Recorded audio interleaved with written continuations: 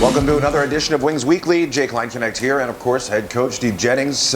Coach, we'll jump right into the games and kind of break them down. Home opener here at the ODI Center.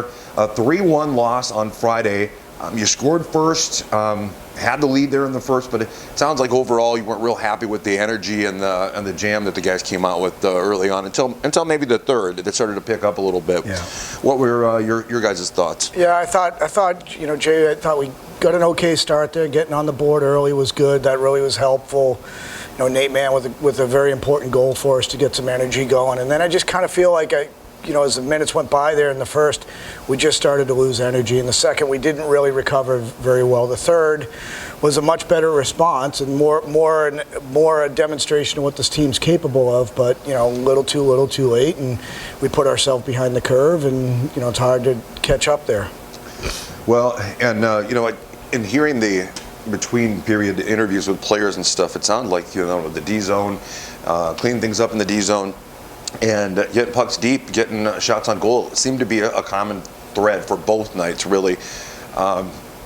Do you see anywhere from Friday's game that you were able to improve upon going into Saturdays? Because Saturday it seemed like the start was a lot stronger. Yeah, I think each group is different, right? Every year you have a different personality of the team, different personality. I think we're learning more about this group and what we need to do to get them to accomplish what we want, right? So we gave them some very specific targets to hit for the game on Saturday. There were 7 of them, and by the end of the game they had closed out on 6 of them.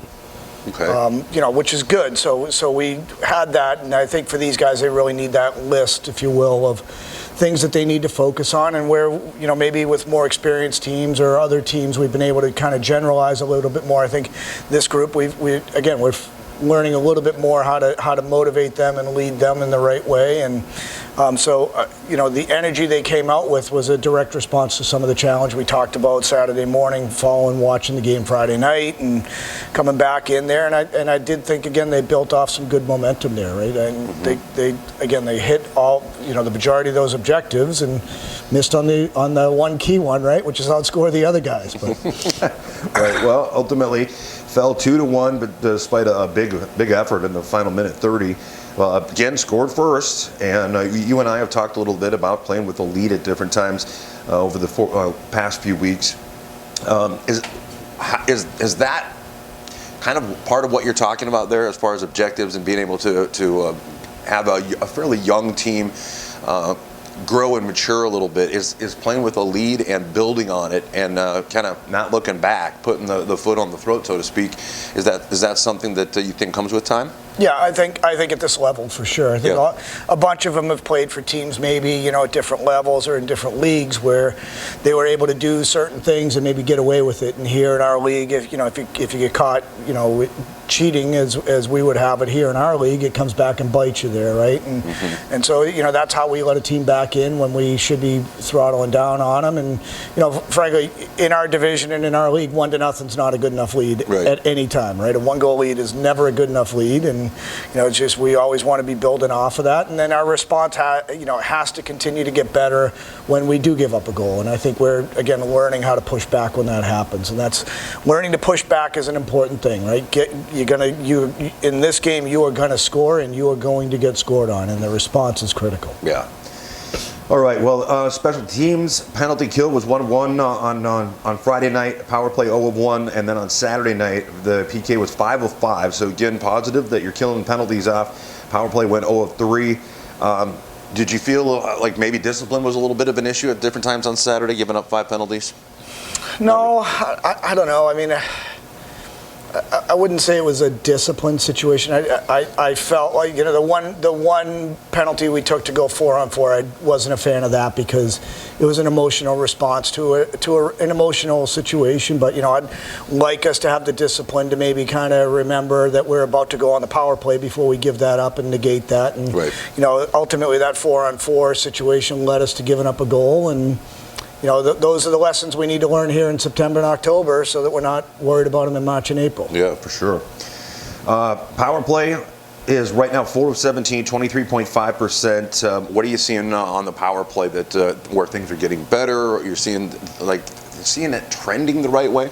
Yeah, I think we're starting to see part of it is like we've had some pretty tough bounces in terms of getting on the power play but not being able to finish it and taking a penalty or something like that, going to 4-on-4, or getting on the power play halfway through somebody else's PK, right? So we haven't really seen some good sustained effort there. I think the guys are starting to understand what we're wanting for. I think the routes, as we were looking at some of the routes that we want them to run and things like that, we're seeing that, but some of the details around that still need to improve, and that's why we're at times looking like we're zipping the puck around, but we're also not getting stuff done.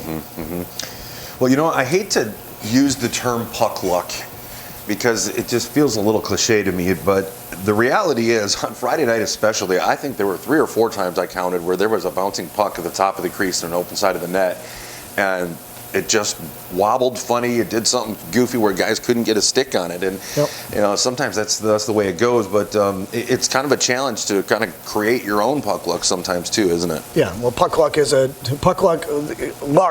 a direct fallout of the hard work you put in, right? There really isn't luck. It's hard work, and you get the bounces you earn through the hard work you put in. And I thought, we did have those good bounces there on Friday night in the third period, and we'll learn to bury those over time and put ourselves in a good situation there. And then Saturday, same thing. We had the extra attacker out there. I think we hit our backdoor guy 3 different times, and we went 0 for 3 on that. But as the weeks go by, we'll start closing that gap as well. Right. Okay. Well, right now the North Iowa Bulls are on top of the Central Division with 11 points. Austin is in second with 11, St. Cloud with 10.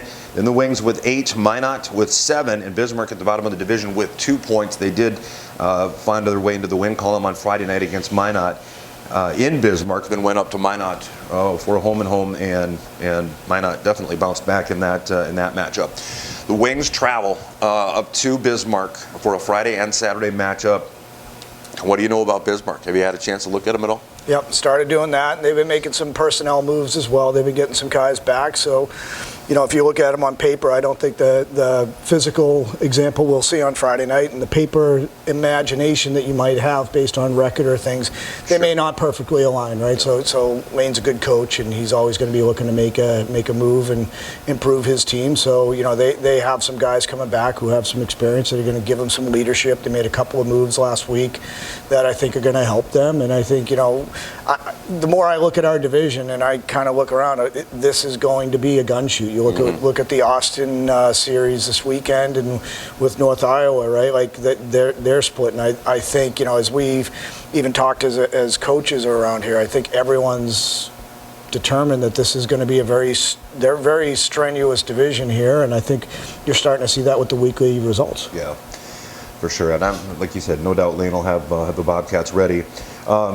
Any keys that you see from your team? Like, we talk early often about not necessarily preparing specifically for a team early in the season. It's really more about working on you. And are there some things that you want to focus on this week? Yeah, we started that today even at practice, right? Just some of our details have to get better. Our compete has to get better. I didn't like our compete on Friday night for the better part of 2 periods, and if you go out and we're not competing to the max, we're going to get the results like we got. And when we competed way better on Saturday, we got that result there. It was a much better hockey game, not the outcome we wanted, but a much better hockey game, and our compete was better, and that certainly put us in a position to be competitive through the entire game. So that's really got to get better for us. And again, with some of our younger guys, they've just got to learn what competing at this level is all about, right? Like we have some kids who, maybe were on good teams last year, and they could maybe get away with things. And at this point, you don't bring it every night. You get fed. Right. All right. Well, Coach, that's just really all I've got for you. Again, Wings travel to Bismarck, so best of luck against the Bobcats this coming weekend. All right. Well, thanks, Jay. It was great. Sorry, on Friday night it was great to actually have the banner raising. Yeah. I thought that was great, and a real tribute to Scott and the legacy that Odie's brought in by bringing him in. I thought that was great. So. Yeah, I was actually just out in the rink before we came in, and I was checking those out again, and it is very cool to be able to hang banners like that. So. Yeah, for sure. Again, thanks for your time, and good luck against the Bobcats. All right, thanks. All right, folks, we'll be right back with our second portion of Wings Weekly coming up after this. We raise the bar on bar food with sandwiches, tenders, and burgers. There's There's more where this came from. To the greatest of all times. Continuing on with the second portion of Wings Weekly, and as usual, a player is joining me. This time it is number 15 in the program, number 1 in your hearts, Owen DuBois of Madison, Wisconsin. Thanks so much for coming on, Owen. Thanks for having me. You bet, you bet. Well, I got a few questions for you about being a veteran, because you were with this team last year, played 13 games, got a chance, obviously to be around a veteran group of guys. There were a lot of older guys last year, especially by comparison to this year. And I wanted to get your take on that and what it's like, what the differences are, from year to year, and having the chemistry a little different and so on. Because, like I said, last year there was a lot of guys that had been around, junior hockey for a long time. So it's got to be different. Right.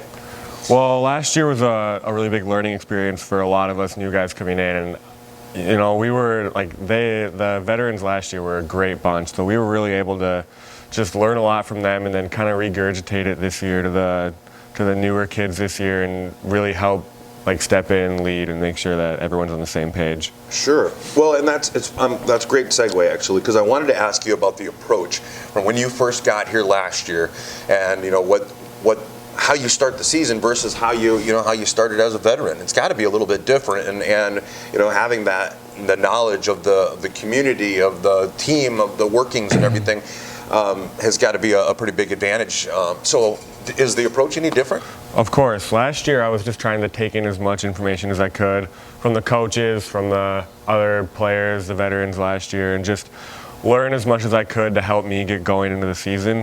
Whereas this year I have the role of helping the other kids learn, and we have a lot younger team than we did last year, so it's quite the job to help the younger kids and help the newer kids learn, helping with the coaches and just getting us going into the season here. Right. Yeah, different, totally different. Not only approach but different philosophy in a lot of different ways, really. Talk about your hockey career. I know last year when you were on, we kind of went through this a little bit, but when did you first start? And then also tell me a little bit about your style. What do you think your playing style is? Well, I started pretty much as soon as my parents could start me. They just put me in skates when I was really little. I hated it because I fell and I wasn't wearing any pads, but then they got me pads, tried it again, and I loved it. And ever since then, it just kind of took off, and my game's been changing quite a bit recently, and I'm at the point now where I have to be a leader on the ice, but also playing physical, playing tough in the corners, hitting, all that stuff, and I think that I've gotten a lot better at a lot of that stuff. Well, and one of the things that I've noticed over this early season here in these first few games is that you've had quite a bit of success at the face-off dot. What do you attribute that to? What makes a good centerman? I think that the wings help a lot on the center, because a lot of times you're not going to win the puck clean back to your D. You're going to tie it up and it's going to be sitting there for a good second or two, and the wings coming in and helping is a big contributor. I couldn't do it myself. Everyone on the face-off is contributing to that. Good. Glad to hear it. I know, particularly in North Iowa, I know I've talked with the coaching staff a little bit after Friday's game in Mason City. It felt like 75% of the draws were won by the Wings. Maybe not quite that successful here against St. Cloud, but again, it seems like something that you guys have been improving on. And I guess when I talk about your style, I always think it's interesting because I can pick you out, the long stride and stuff. It's pretty easy to pick you out, and you've got some. I don't want to say deceptive speed, but there's speed there that I think when people maybe look at you, they don't realize it. But you're fast. Yeah. Who would you say is the fastest player on this team? On our team would be Bossy. Yeah. Bossy, for sure. He was like Vertez last year. 1 second he's up the wall, the other second he's behind the D, and he's getting a shot on net. Yeah, there was twice he had created some breakaways over the weekend here too, where you can definitely see that speed. What away from the locker room? What do you like to do? Do you have any hobbies or interests or anything that that takes up some of your time? Yeah, well, a big group on the team started a movie club. So we've been watching movies. We're making our way through all the Marvel movies, and now in October we're going to do a lot of Halloween movies, and then in December we'll do Christmas movies. So Themed. exactly, we got a whole plan. So that'll be a lot of fun going forward. Right on. Do you do anything outdoors? Do you golf at all or anything like that? No, Yeah. a lot of the guys do. I golf. I'm pretty horrible at it. I go out and golf with them, but I'm not very good. Yeah. Yeah. That kind of sounds like me. I'm here for the beer. That's my golf strategy. Where do you want to see yourself in the next few years? Obviously, want to be committed and so on. Is there a field of study that you are interested in particularly? Yeah, all throughout high school, I kind of had wanted to get into engineering. I think that's still what I want to do. Like I like math and science, but I guess we'll just see what happens. I'm not 100% sold on that. Yeah. Well, and it's one of those things that oftentimes, the majors change multiple times and stuff. It's not like there's a game plan or a map, I guess, where you have to follow it, Couple of goofy questions here for you. Would you rather be the funniest person in the room or the smartest person in the room? Well, that's a tough question because most of the times I am both of those already. So I'd say probably the funniest. Yeah. Okay. That was a great answer, and I did not see that coming. All right. Another question here for you. You have one kind of food that you can eat for every meal, every day for an entire year. What is it? Oh man, that's tough. I think I'm just gonna have to go safe bet and say pasta. There's a whole lot of things you can do with pasta, so it's pretty versatile. Pasta it is. All right, you've got Bismarck coming up. And I just talked to the coach about what they bring to the table. You, of course, you've been to the VFW Center. You know that those games can get pretty pretty physical, pretty intense. There is a bit of a rivalry with the Bobcats over the years. What do you think that as a team that you've got to do? Well, it's going to be tough. Always, whenever we go to Bismarck, it's always tough. And I think playing physical, playing with speed, and just playing in their zone as much as possible, and really just taking it to them every shift, I think we'll be just fine. Excellent. All right, well, Owen, that's really about all I've got for you. But again, I appreciate you coming on the show and let people get to know you a little bit and hearing some of your input as far as a veteran that has been with this team before. So appreciate your time and best of luck against the Bobcats. Thank you. All right, folks, Wings are away Friday and Saturday, October 8th and 9th at the Bismarck Bobcats. Puck drop 7:15 both nights inside the VFW Sports Center. Watch the games at Buffalo Wings and Rings in Aberdeen or on hockeytv.com. Listen on 94.1 The Rock, hubcityradio.com, or the Rock app. Wings have an off weekend next weekend, October 15th and 16th, and then we'll return to the Odie to finish out October with 4 home games. Season tickets and corporate night sponsorships are available for the 2021-2022 season. Call Aaron at 605-380-5852 for more information. Don't forget the Wings Weekly show is now a podcast. Find the audio for this season's episodes on Spotify, Stitcher, or iHeartRadio. And for all the latest news and information on the Wings, visit AberdeenWings.com or follow us on Facebook, Twitter, and on Instagram. Once again, Owen, thanks so much for coming on the show. And again, good luck against Bismarck. Thank you. All right, folks, that'll wrap up this week's Wings Weekly.